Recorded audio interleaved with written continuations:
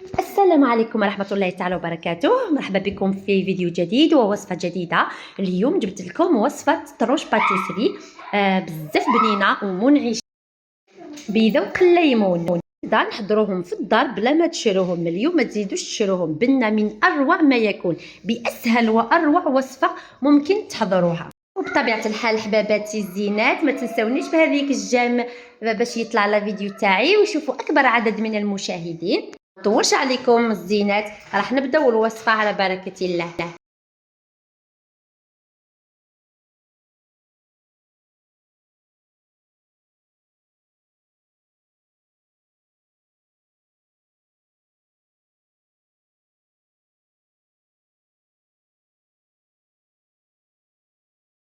اول شي حباباتي واش نبداو به، عندي 5 حبات بيض نفس الصفار عن البياض كما راكم تشوفوا لهنايا،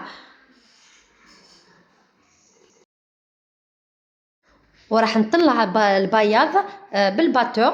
هنا حباباتي لازم الباتور باش يطلع لكم مليح مع قرصه. نطلعوه مليح حباباتي كما راكم تشوفوا. صدقوني هذه الوصفه ناجحه من اول مره، فنخدم بها، نخدم دائما هذه الوصفه. كاين هناك وصفات اخرى راح نشاركها معكم في المستقبل القريب باذن الله. هكذايا كما راكم تشوفوا، ونبقى نطلع في البياض حتى يطلع مليح. فوالا كما راكم تشوفوا.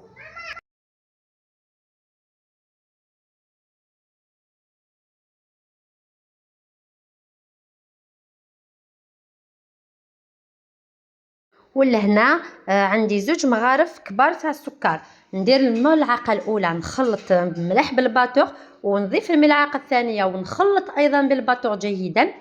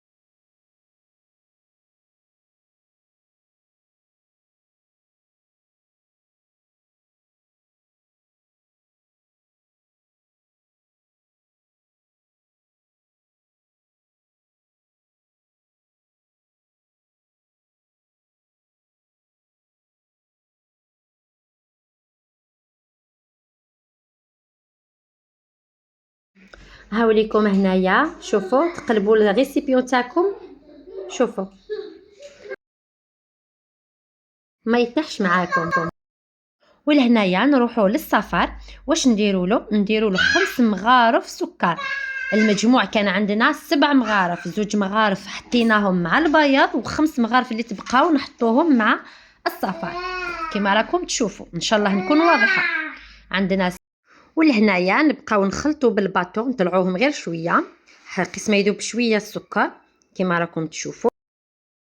صراحه البسكوي هذا جا رائع، اللي كلاها عندي عجبته حقيقه، ماشي نزوخه.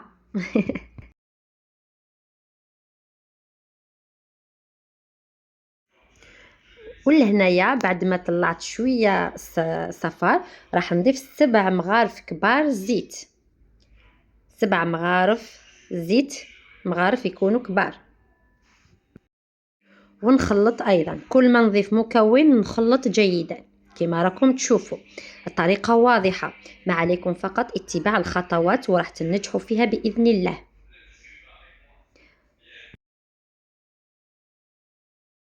ولهنايا ضفت عطر الفانيليا، درت السائله والفانيليا كما متعودين عليا دائما نضيف هذين المكونين معا، السائله والبودره. كذلك ضفت 7 مغارف كبار من الحليب، ونخلط الكل ايضا جيدا بالباتور. اذا راكم لاحظتوا حباباتي من كل حاجه درنا 7 مغارف، يعني نقدروا نسموه جنواز 7 ملاعق.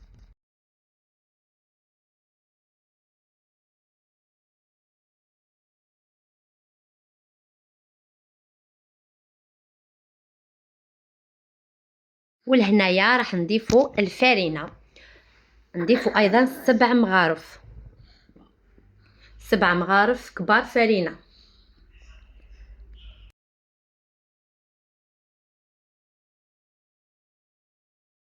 انا هنايا درت قرصه تاع الملح لاني نسيتها باش نديرها مع البياض، نسيتها وحطيتها هنا مع الفرينه هكذا كما راكم تشوفوا.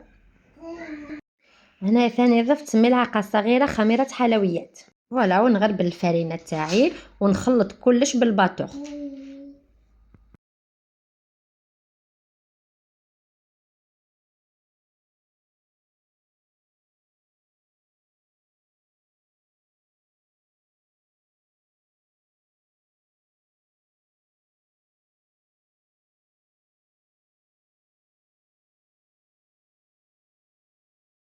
ولهنايا خلاص نحبس الباتور، ودوكا راح نضيف البياض لهذا الخليط.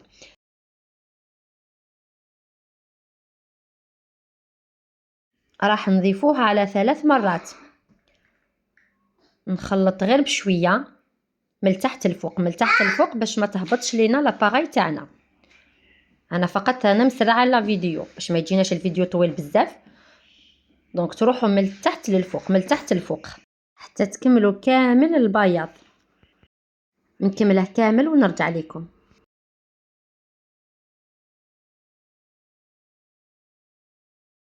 هاوليك الخليط تاعنا كيفاش نتحصل عليه. ونجيبوا صينيه الفرن نحطوا فيه ورق الطهي، نديروا برك شويه هكا باش يلصق لينا الورق باش ما يطيرش معنا كي نفرغوا الخليط كما راكم تشوفوا. وراح نسويه باش ما تجيناش جهه طالعه وجهه هابطه، باش تجينا كامل متساوي هكذا كما راكم تشوفوا. وندخلوه للفرن يطيب على درجه حراره 160 درجه على نار متوسطه، ما يطولش في الفرن، يتحمر من التحت، نشعلوا له من الفوق يتحمر ونخرجوه. بعد ما دخلت الجينواز تطيب ورحت نوجد في الشربات، عندي كاس سكر وزوج كيسان ماء. هذه ديروها كقاعده، كل كاس سكر يقابله زوج كيسان ماء، ونحطوه فوق النار. بعد الغليان نحسبوا له 10 دقائق ونطفي عليه. هاوليك البسكوي في الفرن كيفاش تنفخ، جا هايل ما شاء الله، روعه، جا خفيف. ولهنايا كي تشوفوه تحمر هكذا من الاطراف، هنا خلاص طاب من التحت ونشعلوا له من الفوق يتحمر. هنايا بعد ما تحمر لي طاب الله الله عليه، نحيته وراح نغطيه بطرشونه ونخليه يبرد تماما، نخليه يبرد نغطيه بطرشونه.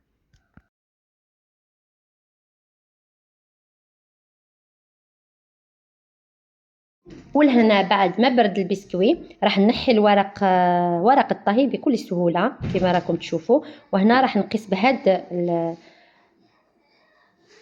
بهذا قصيته عرض تاعو 9 سنتيمتر. ومن بعد بديت نقسم في البسكوي تاعي الى 3 طبقات، راح نديرو 3 طبقات. شوفوا لي هنايا البسكوي كيفاش راه يتفتت وحده، شوفوا راح نسقمو فقط في الاطراف، نحيلو فقط الزوائد. وهنا يا بنتي راهي تسرق في البسكوي. فوالا ونخليه بجيه. نروحو نحضروا الكريمه تاعنا. واش فيها الكريمه تاعنا؟ فيها كاس شونتيي مع نص كاس حليب يكون بارد. ونبدا نطلع في الشونتيي تاعي. ولهنا بعد ما طلعت درت لها مغرف كبيره ولا مغرف ونص هكاك من الفوغاج هذه تاع بذوق الليمون. جيت بزاف بنينه، جات روعه. ولهنايا راح نبدا نشكل في لي طرونش تاعي. هنا عندنا الشربات اللي طابت وبردت، ضفت لها عطر الليمون. ولهنايا راني ندير بلا مول بلا حاجه، بابسط طريقه باش تجيكم سهله كامل كما راكم تشوفوا. ونحط طبقه من الكريمه، ما نكتروش بزاف باش ما تكحمناش، نديرو طبقه خفيفه شويه. وندير ايضا كميه من الفوراج بذوق الليمون، نحط غير كميه قليله برك هكا كما راكم تشوفوا.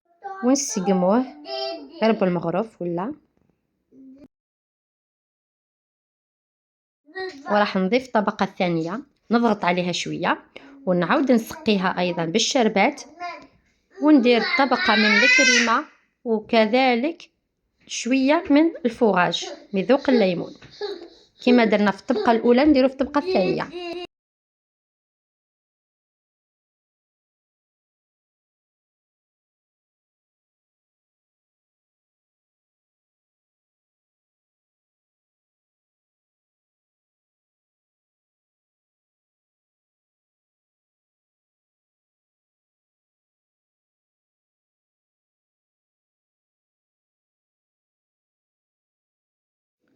ولهنا نروحوا لاخر طبقه نديروا نفس الشيء ايضا كما راكم تشوفوا. نسقم الاطراف جيدا، من بعد ندير الكريمه من الفوق ونسويها مليح.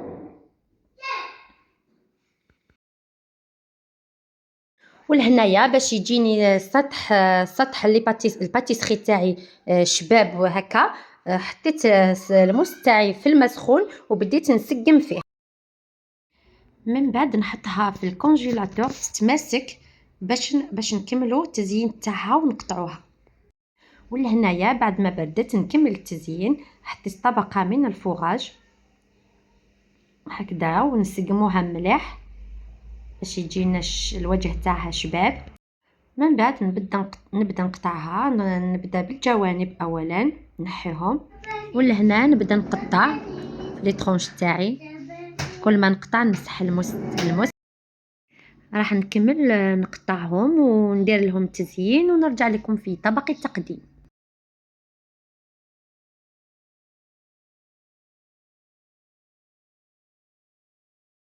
هاوليكم لي طرونش تاعي راهم حاضرين واجدين بذوق الليمون. ان شاء الله ينالوا اعجابكم. صدقوني بزاف بنينه ومنعشه. بالنسبه للاخت اللي طلبتني في لي طرونش بالتفصيل، ان شاء الله تشوفي لا فيديو هذه وتعجبك. اعتذر حبيبتي على التاخير، درتها لكم بأبسط طريقة وبطريقة اقتصادية. يعني الكريمات درنا غير بكريمة الشونتيي. ما عليكم غير تجربوهم واستمتعوا لي بالبنة. خلوا لي رأيكم في التعليقات. إلى فيديو لاحق ووصفة جديدة بإذن الله. باي باي. لما تحرم شيئا قل يا ربي يا مغني، ينسيك لا تتذكر